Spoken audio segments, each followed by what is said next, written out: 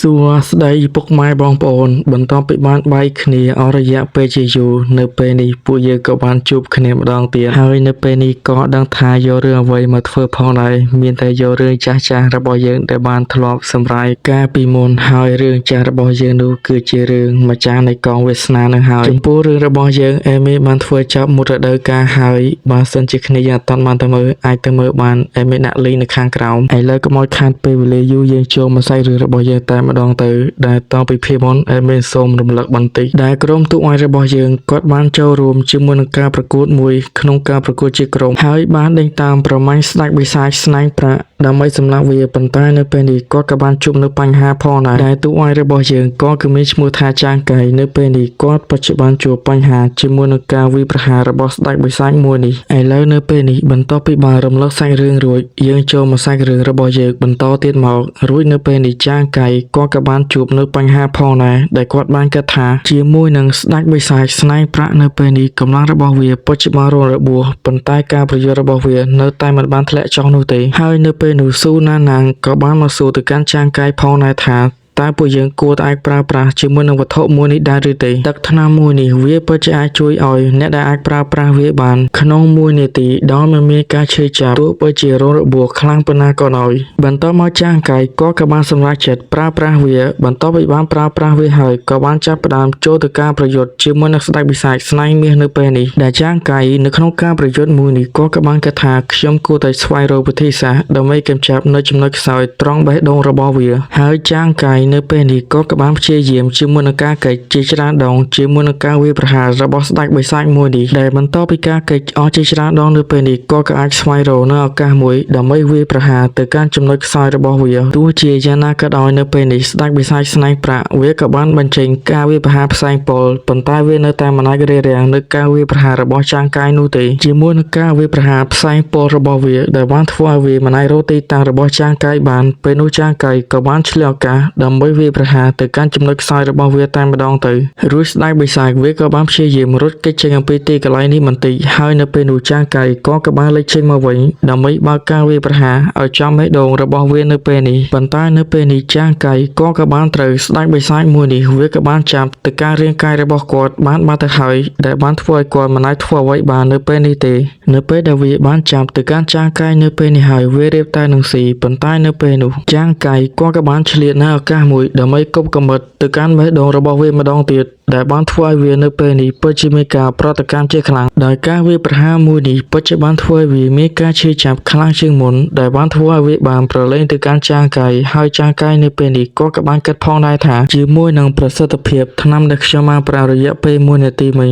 ឥឡូវវាបានអស់ហើយនៅពេលនេះកម្លាំងរបស់ខ្ញុំនៅមិនអាចប្រើប្រាស់បានបន្តទៀតនោះទេរួចក៏បាននិយាយទៅកាន់ស៊ូណាណានផងដែរថានៅសល់ទាំងអស់នេះខ្ញុំនឹងទុកវាឲ្យអ្នកហើយក្នុងការកម្ចាត់ទៅកាន់សត្វបិសាចមួយនេះបន្ទាប់មកស៊ូណាណាងក៏បានទាញកាំបិតចេញមកដែលបាននិយាយថាក្រុមរបស់ខ្ញុំនៅពេលនេះបច្ចុប្បន្នលះបង់ជាច្រើនខ្ញុំត្រូវតែសម្លាប់វាឲ្យបាននៅពេលនេះនៅពេលដែលនាងរៀបតែសម្លាប់ទៅកាន់វាហើយនៅពេលនោះវាក៏បានបើកការវាយប្រហារទៅកាន់នាងផងដែរដែលបានធ្វើឲ្យនាងនៅពេលនេះក៏ត្រូវបានរងរបួសបន្តិចហើយស៊ូណាណាននាងក៏បានឆ្លៀតយកឱកាសមួយនេះដើម្បីសម្លាប់ទៅកាន់សត្វបិសាចមួយនេះតែម្ដងទៅជាមួយនឹងការកាត់បេះដូងវាចោលហើយសាច់រឿងរបស់យើងក៏បានកាន់មកខាងពេលនេះវិញដែលនៅពេលនេះគ្នារបស់ក្រុមចាងកៃពួកគេបច្ចុប្បន្នព្យាបាលរបួសរៀងខ្លួនរួចនៅពេលនេះណាណាក៏បានព្យាបាលរបួសទៅឲ្យចាងកៃផងដែរដែលចាងកៃនៅពេលនេះក៏បានញញឹមនៅពេលនោះស៊ូណាណាក៏បានសួរថាតើលោកនៅពេលនេះញញឹមអ្វីទៅបន្ទាប់មកចាងកៃក៏បានឆ្លើយតបទៅវិញជាមួយនឹងការសហការលើកនេះក្រុមរបស់ពួកយើងបច្ចុប្បន្នជួបបញ្ហាប៉ុន្តែមិនឯនោះទេពួកយើងនៅតែមានសុវត្ថិភាពនៅពេលនេះជាមួយនឹងការប្រយុទ្ធមួយនេះវាពិតជាប្រថុយជាខ្លាំងហើយនៅពេលនេះពួកយើងគួរតែមើលកំណត់ដែលពួកយើងបានព្យាយាមហើយនៅពេលនេះចាងកៃក៏បានដើរទៅបើកហឹបពេលនោះក៏បានលេចចេញនៅកូនកំបិតមួយដែលវាគឺជាកំបិត level 80ដែលវាពិតជាមានប្រសិទ្ធភាពជាខ្លាំងដែលកំណត់មួយនេះវាពិតជារបស់កម្ររួចនៅពេលនោះគ្នារបស់ចាងកៃក៏បាននិយាយថាជាមួយនឹងកំបិតមួយនេះសមត្ថភាពរបស់ពួកវាពិតជាបានលើសពីក្រុមរបស់ពួកយើងខ្លាំងពេកពួកយើងមិនអាចប្រើប្រាស់វាបាននោះទេចាងកៃក៏បានឆ្លើយតបថាមិនឯនោះទេខ្ញុំនឹងយកវាទៅល ក់វាប្រកាសជាបានតម្លៃខ្ពស់ដល់សមរម្យមួយរួចនៅពេលនោះចាងកាយក៏បានដកចេញនូវវត្ថុមួយទៀតដែលវាគឺជាអាវក្រក់ដែលមានកម្រិតទី60ហើយគេក៏បានប្រាប់ផងដែរថានៅពេលដែលអ្នកដែលបានពាក់អាវក្រក់មួយនេះនឹងបូកចំនួនការការពារ 27% ហើយនឹងបូកល្បឿនចំនួន 33% ជាមួយនឹងថាមពលស្មារតីចំនួន 71% ហើយបន្ទាប់ទៀតមកចាងកាយក៏បានដកចេញឃើញនៅកានមួយហើយនៅពេលនៅខួរក្បាលសបនិមិត្តក៏បាននិយាយទៅកាន់ចាងកាយផងដែរថាលោកពិតជាអាចទទួលបាននៅកានមួយនេះដែលវាគឺជាកានមរណៈដែលកម្រិតកានមួយនេះគឺស្ថិតនៅក្នុងកម្រិតព្រះជាមួយនឹងការប្រើប្រាស់នៅកានមួយនេះវាពិតជាបានត្រូវការថាមពលស្មារតីជាច្រើនប៉ុន្តែវាក៏មានប្រសិទ្ធភាពខ្លះផងដែរនៅក្នុងការវាយប្រហារជាមួយនឹងសត្រូវប៉ុន្តែនៅពេលដែលអ្នកប្រើប្រាស់វាប្រើប្រាស់លើអំពីដែនកំណត់វានឹងធ្វើឲ្យអ្នកប្រើប្រាស់នឹងមានផលប៉ះពាល់ត្រឡប់ទៅវិញរួចចាងកាយក៏បាននិយាយថាជាមួយនឹងការមួយនេះខ្ញុំគ្រាន់តែទទួលបានវាចំនួន1បំណែកនោះទេគឺវានៅសល់8បំណែកទៅទៀតរួចនៅពេលនោះគាត់ស្រង់តែបានដឹងអំពីមនុស្សដែលបានធ្វើដំណើរមកកាន់ទីកន្លែងមួយនេះផងដែររួចគាត់ក៏បាននិយាយប្រាប់ទៅកាន់គ្នាថានៅពេលនេះពិតជាមានមនុស្សដែលបានសម្ដៅមកកាន់ទីតាំងរបស់ពួកយើងជាមួយនឹងការប្រយោជន៍របស់ពួកយើងនៅពេលយប់មិញវាគួរតែអាចឲ្យមនុស្សផ្សេងទៀតនិងក្រុមដទៃផ្សេងទៀតពួកគេពិតជាបានដឹងទុកជាមុនទៅហើយពេលនេះពួកយើងគួរតែរៀបចាក់ចេញតែម្ដងទៅរួចសាររឿងរបស់យើងក៏បានកាន់មកខាងនៅលើភពផែនដីនៅពេលនេះវិញដែលបងស្រីរបស់ស៊ូណាណានក៏បានមកប្រាប់មកកាន់មេបញ្ជាការនៅពេលនេះពិតជាមានប្រទេសដទៃផ្សេងទៀតពួកគេពិតជាបានព្យាយាមដើម្បីស្វែងរកច្រកទ្វារដើម្បីទៅកាន់ប្រាសាទអាកាម៉ាំងហើយនៅពេលនេះពិតជាមានប្រទេសជាច្រើនដែលពួកគេបានចូលរួមផងដែរដែលនៅលើផ្កាយខ្មោចដោយអ្នករុះរើជាច្រើនពួកគេនឹងក៏ចូលរួមជាមួយនឹងការប្រកួតមួយនេះដើម្បីស្វែងរកនៅកំណត់ទ្រព្យពិសេសបើសិនជាប្រទេសនីមួយពួកគេពិតជាអាចស្វែងរកនៅច្រកទ្វារបានពេញលេញពួកគេប្រកាសជានឹងចូលរួមហើយការប្រកួតមួយនេះប្រកាសជានឹងចាប់ផ្ដើមជាមួយនឹងកំណត់ទ្រព្យរបស់ប្រាសាទអាកាបាំងនឹងធ្លាក់ចូលទៅកាន់ប្រទេសដទៃផ្សេងទៀតនៅពេលនោះនឹងធ្វើឲ្យប្រទេសមួយនឹងមានការរីកចម្រើនជាខ្លាំងប៉ុន្តែនៅក្នុងការប្រកួតមួយនេះគឺចាប់ពីមនុស្សដែលមានកម្រិតចាប់ពី60ចុះឡើងទៅទើបអាចចូលបានបើសិនជាពួកគេមានកម្រិតលើអំពីលើកនេះពួកគេមិនអាចចូលបាននោះទេបន្តមកនៅពេលនោះខួរក្បាលសបនិមិត្តក៏បានប្រកាសនៅជុំវិញផ្កាយខ្មោចនៅពេលនេះដែលបានប្រកាសថាបើសិនជាមានប្រទេសចំនួន